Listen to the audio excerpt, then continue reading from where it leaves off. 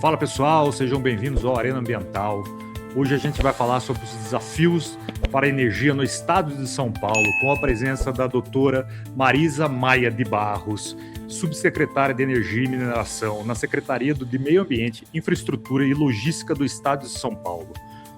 Então, para começar essa conversa, eu gostaria de fazer a pergunta. Doutora Marisa, como se caracteriza a matriz energética do estado de São Paulo? Obrigada, olá a todos, os telespectadores aqui desse canal.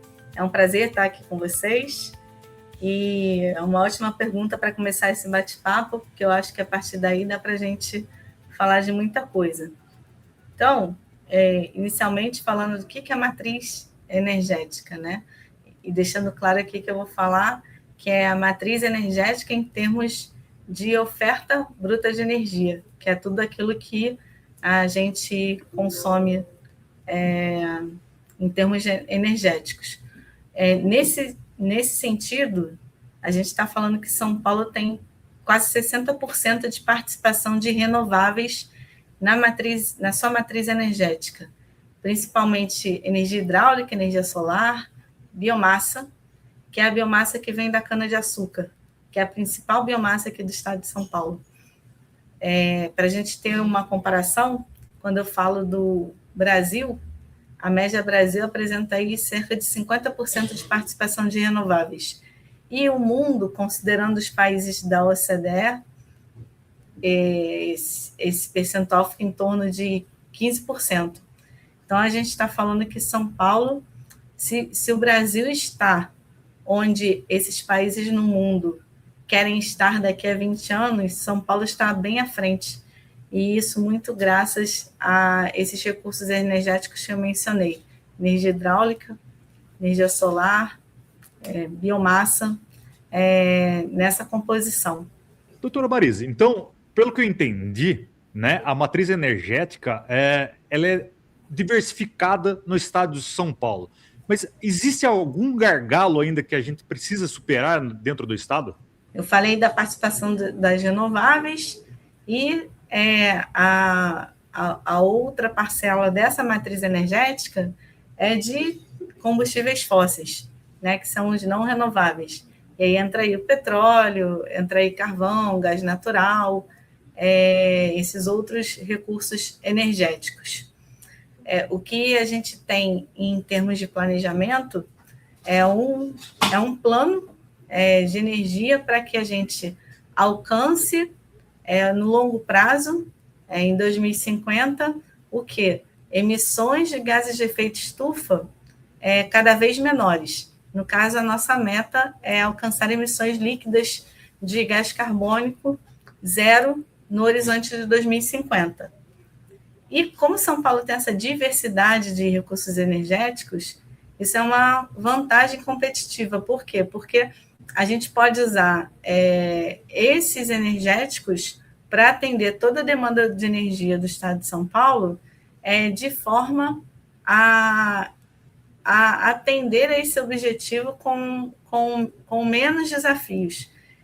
E considerando as tecnologias que já existem hoje, as regulações que já existem hoje e o que tem de disponível no mercado, nesse horizonte de 2050, a gente se aproxima dessas emissões líquidas de carbono zero, mas aí a gente ainda tem que fazer um esforço adicional, que com novas tecnologias que ainda estão em desenvolvimento, discussões sobre o mercado de carbono que ainda estão se consolidando, não só no mundo, mas como no Brasil, a gente fica cada vez mais próximo dessas emissões líquidas zero nesse horizonte de 2050. E é importante falar isso, por quê? Porque a gente está falando aqui de transição energética, não é um botão on-off. Eu não tenho como objetivo deixar de consumir petróleo, gás natural, hoje para amanhã estar consumindo somente energias renováveis. E isso não é razoável, não é viável técnico, nem economicamente. Porque a gente também tem que pensar em justiça climática. Então, quanto custa fazer isso? A gente também tem que pensar qual é o esforço para que a gente use cada vez mais energias renováveis. Então, a gente traça esse caminho da mitigação de gases de efeito estufa, traça essa estratégia de mitigação. Nesse horizonte, a gente conta com o aumento da participação de etanol no transporte, especialmente em veículos leves, né? Ou seja, deixando de usar cada vez menos gasolina, usando cada vez mais etanol. Nos veículos pesados, a gente traça uma estratégia de usar cada vez menos óleo diesel, cada vez mais biometano. A gente considera também eletrificar parte de eletrificação dessa frota, ou seja, a gente faz uma estratégia não de ou, mas de e. O Estado de São Paulo tem essa condição de lançar mão de todos esses recursos energéticos para fazer a sua transição de forma segura, objetivando ter energia cada vez mais limpa e acessível para toda a população. Então, essa é uma das principais mensagens quando a gente fala de diversidade e abundância de recursos energéticos no estado de São Paulo. Doutora, aproveitando sua fala sobre transição energética, né, a transição energética, por ela só, ela impõe, né, regulamentação e inovação. Como que o Estado de São Paulo se posiciona em relação à inovação, à regulamentação dessa transição energética? Esse é um dos pilares, Bruno, uma boa colocação. Esse é um dos pilares do planejamento energético estadual. Então, lá nos nossos eixos, a gente considera, como eu falei, tecnologia, regulação, mercado, capacitação e PDI, Pesquisa, Desenvolvimento e Inovação, é um dos pilares. Então, vejam bem, quando eu disse, a gente faz um planejamento de 2050, veja, é um longo prazo. Então, há tecnologias, há soluções que são prospectadas, são pensadas, mas que estão em fase de desenvolvimento, outras em um nível de menor maturação. E aí eu vou trazer para cá o exemplo da captura de carbono, né? A captura de carbono é uma das tecnologias que é essencial para vencer esse desafio de cada vez mais reduzir emissões de gases de efeito estufa dentro de um ecossistema. Outro ponto que a gente pode trazer aqui também, de longo prazo, é o hidrogênio. Então, o hidrogênio, e eu estou falando aqui do hidrogênio de baixo carbono, porque quando a gente fala de hidrogênio, parece que é uma coisa totalmente nova. Não, o hidrogênio já é utilizado em larga escala. Aqui no estado de São Paulo, eu posso dar como exemplo o uso do hidrogênio para hidrogenação nos processos de acabamento, de melhoria de qualidade dos combustíveis, né, tanto a gasolina quanto o diesel.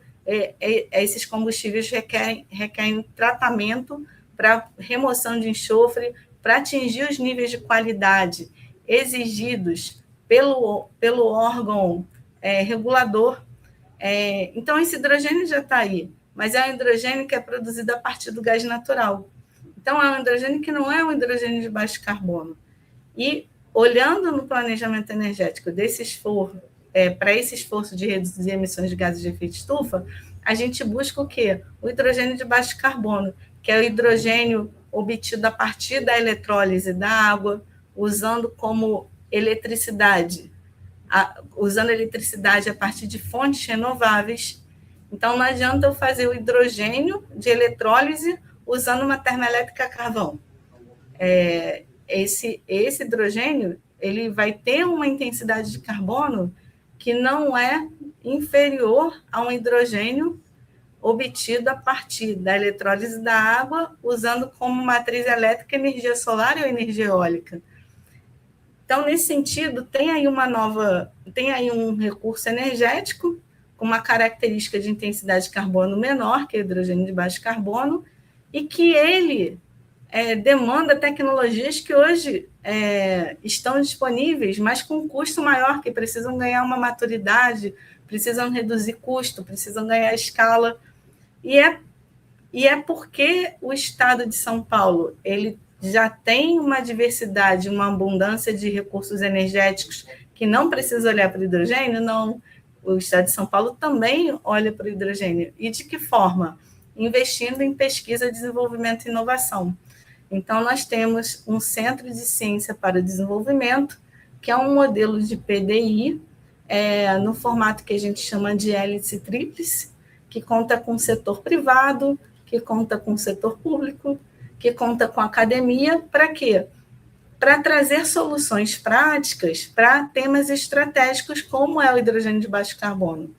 Esse centro ele é coordenado pelo Instituto de Pesquisas Tecnológicas do Estado de São Paulo, conta com o apoio do setor privado, conta aqui com a Secretaria de Meio Ambiente, Infraestrutura e Logística, como poder público.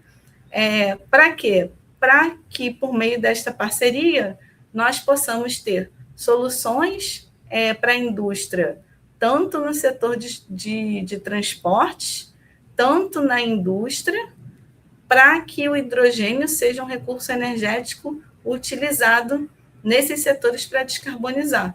Então, no setor de transportes, eu posso ter veículos pesados, como ônibus e caminhões movidos a hidrogênio, e aí eu vou substituir o diesel. Lá na frente, eu posso descarbonizar ainda mais, substituindo gás natural por hidrogênio. Na indústria, eu posso substituir uma série de energéticos por hidrogênio, na geração de eletricidade. Então, a aposta do hidrogênio de baixo carbono demanda pesquisa, desenvolvimento e inovação.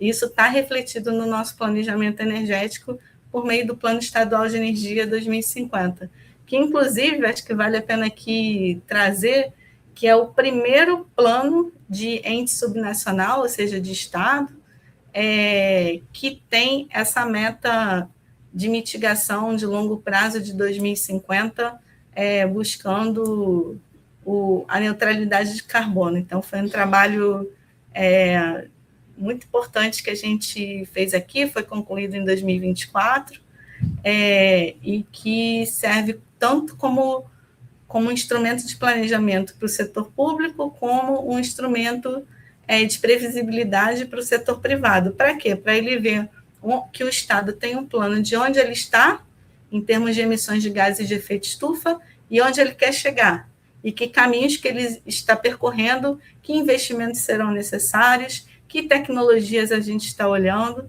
Então, é realmente um planejamento bastante robusto, olhando para um pedacinho da estratégia climática do Estado de São Paulo como um todo, que olha a mitigação e adaptação. E eu estou falando aqui da mitigação. Doutora Marisa, voltando um pouquinho na nossa conversa, tempos atrás eu fiz um bate-papo, foi muito interessante, que eles eles usaram uma expressão que é o pré-sal caipira.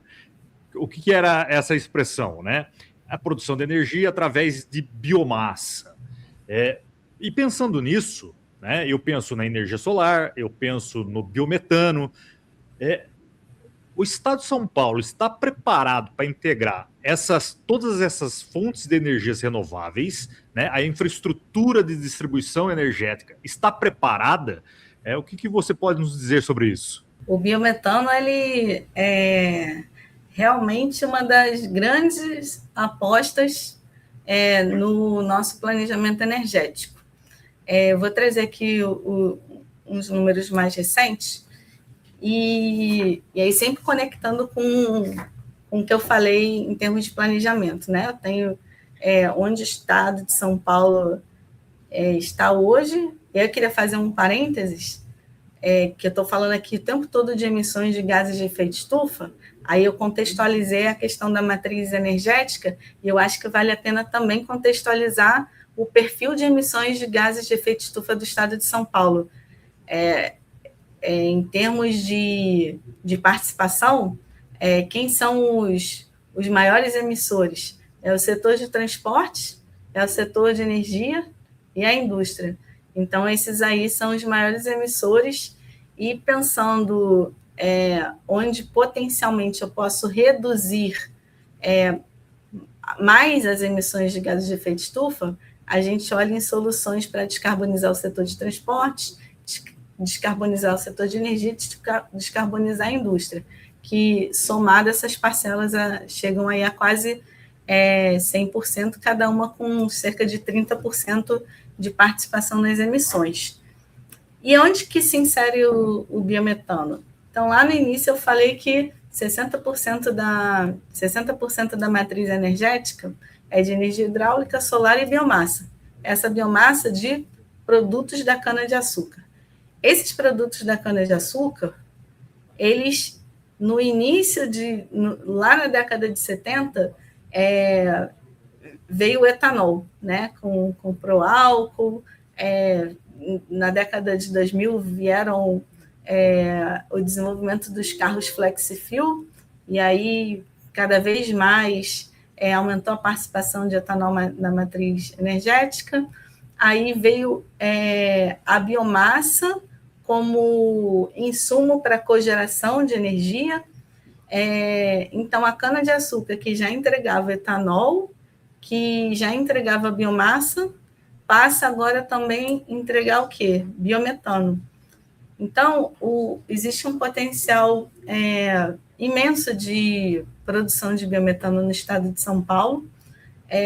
Quando a gente fez o Plano Estadual de Energia, a gente identificou isso no diagnóstico, e dentro dessas estratégias de mitigação, no curto, médio prazo, diferente do hidrogênio que a gente olha mais lá no longo prazo, no curto, médio prazo, eu tenho aí o biometano como um recurso energético com potencial para descarbonizar, seja no setor de transportes, substituindo o óleo diesel nos ônibus e caminhões, seja na indústria, substituindo óleo combustível, substituindo óleo diesel, substituindo o próprio gás natural, que já é um combustível de transição, porque em que pese o gás natural ser fóssil, ele tem menor emissão do que os demais fósseis, que é o óleo diesel, o óleo combustível.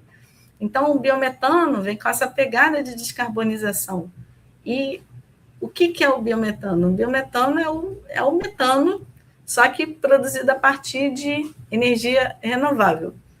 O gás natural também é metano, só que ele é de origem fóssil. Os dois são exatamente a mesma molécula, o CH4, que é o metano. Então, onde eu uso o gás natural hoje, eu posso usar o biometano. São combustíveis que podem ser substituídos nos equipamentos que já existem, que já estão disponíveis. E aí, no exemplo que eu dei, o caminhão hoje que roda a gás natural pode rodar com biometano. O ônibus que roda com gás natural pode rodar com biometano. No caso da indústria, onde eu uso gás natural, já posso usar biometano. Onde eu uso óleo diesel, onde eu uso combustível, eu posso usar biometano também? Sim, só que aí já demanda um desafio de tecnologia. Então, a gente mapeou um potencial de produção de 6,4 milhões de metros cúbicos por dia de produção de biometano no estado de São Paulo. E, como eu falei, o que é o biometano? É o biometano produzido a partir de fontes renováveis. Que fontes renováveis são essas? É o resíduo que vem da produção do açúcar e do etanol, que é a vinhaça, que pode ser a torta de filtro. Então, esse bioparque, que é uma planta de etanol e açúcar, que já produz etanol, já produz biomassa para gerar eletricidade, também pode gerar biometano. E mais do que isso, eu não preciso plantar nem 1 metro quadrado a mais de cana-de-açúcar para produzir biometano. Eu produzo a partir da vinhaça e da torta de filtro, que são resíduos do processo. Ou seja, além de transição energética, eu estou trabalhando com economia circular. E isso é muito importante nesse contexto. E por que é pré-sal caipira? Exatamente por isso, porque olhando para o estado de São Paulo, lá no Noroeste Paulista, que onde está concentrado o setor sucroenergético, com todas essas plantas de produção de etanol e açúcar, é que eu tenho essa vinhaça disponível, que eu tenho essa torta de filtro disponível para produzir, por um processo de biodigestão, estes 6,4 milhões de metros cúbicos por dia. E o que significa 6,4 milhões de metros cúbicos por dia? Isso equivale à metade de todo o consumo de gás natural do estado de São Paulo. Então, fazendo uma analogia com o pré-sal do petróleo, como o pré-sal, quando ele foi indicado, demonstrava um volume imenso de produção de petróleo e gás natural, desta forma, quando foi investigado, estudado, esse potencial de produção de biometano a partir do setor sucroenergético também é imenso. No caso do estado de São Paulo, isso varia de estado para estado. No caso do estado de São Paulo, desses 6,4%, 80% aproximadamente é do setor sucroenergético e os outros 20%, 15% dos aterros sanitários. Então, de potencial de curto prazo que a gente tem no estado de São Paulo é isso. E hoje, a gente já tem uma capacidade instalada da ordem de 500 mil metros cúbicos por dia de biometano, com potencial de chegar até o final do ano a 700 mil metros cúbicos por dia, e no próximo ano alcançar 1 milhão de metros cúbicos por dia, ou seja, desses 6,4, já no curto prazo a gente está alcançando 1 milhão de metros cúbicos por dia, e por meio de políticas públicas, regulação, incentivos corretos ao mercado, a gente vai avançar cada vez mais e com certeza a gente vai alcançar esses 6,4 milhões de metros cúbicos por dia. Doutora Marisa, você falou em descarbonização, primeiro, descarbonização, né, o primeiro objetivo é a questão ambiental, mas quando a gente fala de descarbonização, isso traz algum benefício competitivo, traz investimentos para o estado de São Paulo? A transição energética, ela é uma demanda ambiental, né, que busca, ao mesmo tempo em que eu melhoro a eficiência energética dos processos, eu também altero a forma da produção e do uso da energia. Então, esses são os instrumentos para você avançar para a transição energética. E para você fazer isso, invariavelmente você precisa de investimentos que mudam em grau, né, em grau, em dimensão, de acordo com os objetivos. Então, eu tenho desde investimentos de eficiência energética em pequenas e médias indústrias, que eu posso ter projetos na ordem de 1 milhão de reais para tornar uma pequena e média indústria mais eficiente, ou seja, consumindo menos energia por meio da troca de uma caldeira, por meio de a implementação de um diagnóstico energético em que você melhora a iluminação, melhora a refrigeração, como eu posso ter investimentos da ordem de 200 milhões de reais para construir uma planta de produção de biometano, dependendo do porte da planta. Então, sem dúvida nenhuma, a agenda de transição energética, ela atrai investimentos na medida em que é uma demanda ambiental, portanto, é uma demanda da sociedade, e que as empresas, o setor privado, é cada vez mais compelido a buscar essa mitigação de gases de efeito estufa. Então, especialmente aquelas empresas, especialmente no setor privado, em que existem compromissos na pauta ISD, de meio ambiente, social e governança, essas empresas elas estão muito ávidas por projetos buscando a mitigação dos seus gases de efeito estufa. E é claro que o setor privado carrega a maior parte desses investimentos, sem sombra de dúvida alguma, mas o setor público também caminha junto na medida da proporção dos seus recursos, né, que competem com outros recursos para a saúde, recursos para a educação, mas o setor público também caminha junto quando ele substitui a geração de energia elétrica da rede por uma geração local, por energia solar, quando o setor público implementa pequenos biodigestores para gerar gás que vai substituir um gás liquefeito de petróleo para fins de cocção, enfim, concluindo, de fato, essa pauta de transição energética atrai muitos investimentos, principalmente puxados pelo setor privado, mas não só pelo setor privado, como também pelo setor público. Doutora Marisa, pensando no plano 2050, que foi citado aqui, né, o que a gente pode esperar agora como tendência para o estado de São Paulo, né? O que nós vamos ver na questão de matriz energética ou de energia no estado de São Paulo para os próximos anos? O plano ele traz diretrizes, né, de longo prazo por onde que o estado vai caminhar nessa busca incansável aí pela mitigação de gases de efeito estufa, como um plano estratégico, tanto para o setor público quanto para a iniciativa privada.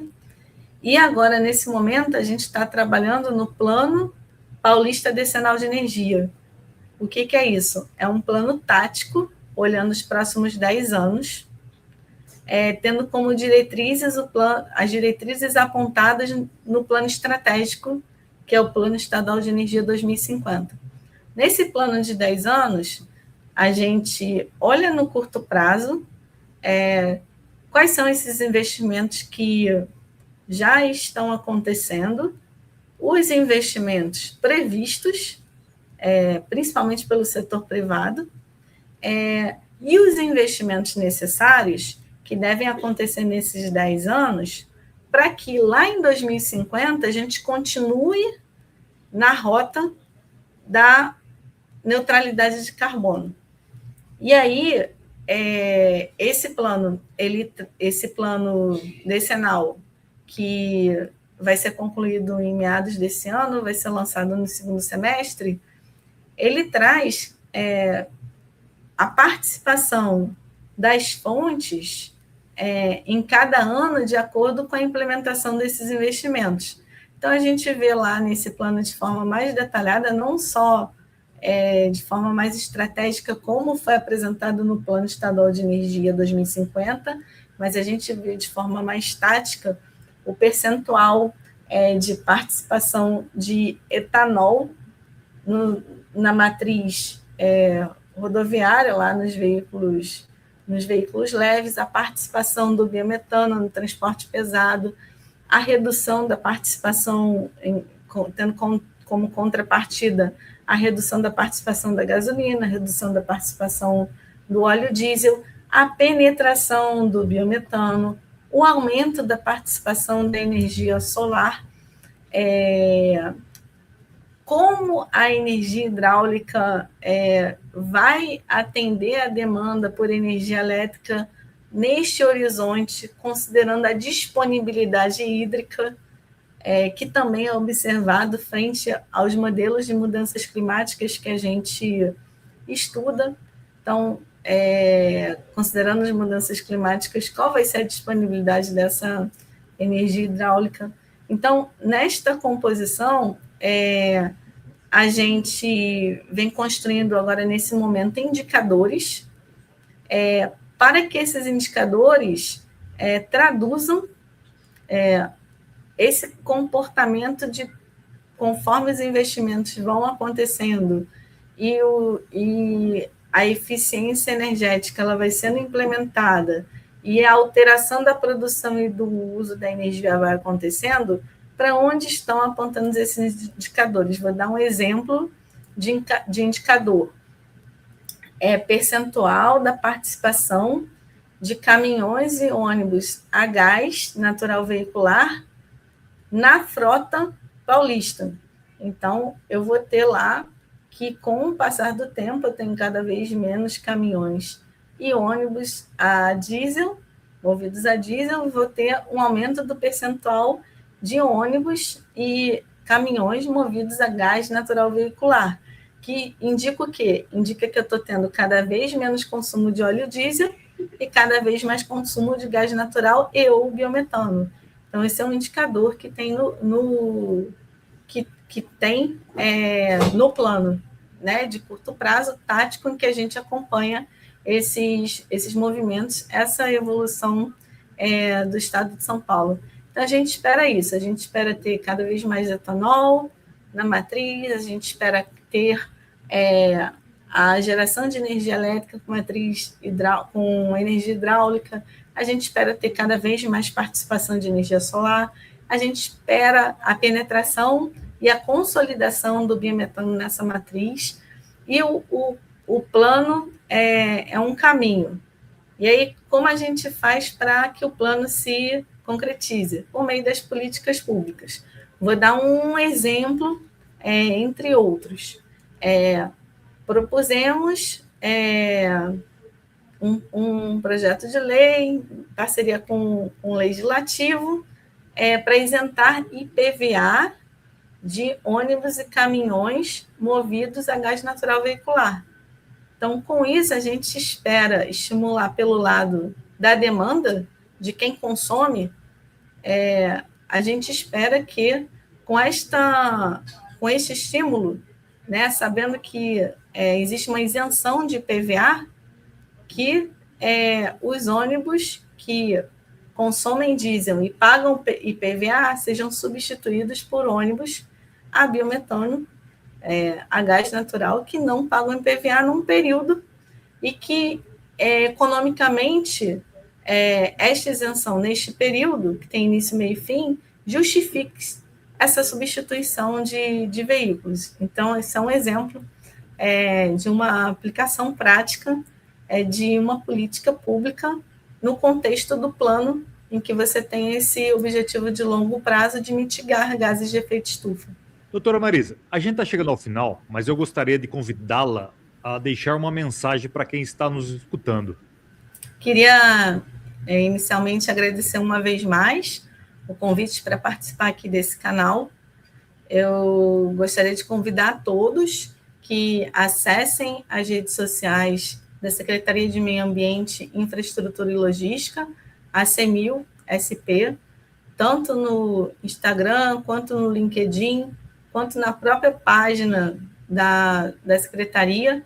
A sociedade tem à disposição o plano que eu mencionei aqui, o Plano Estadual de Energia 2050, o Plano Decenal de Energia 2034, o guarda-chuva da Estratégia Climática do Estado de São Paulo, que envolve o Plano de Ação Climática no eixo da mitigação, o Plano Estadual de Adaptação e Resiliência Climática pelo lado da adaptação,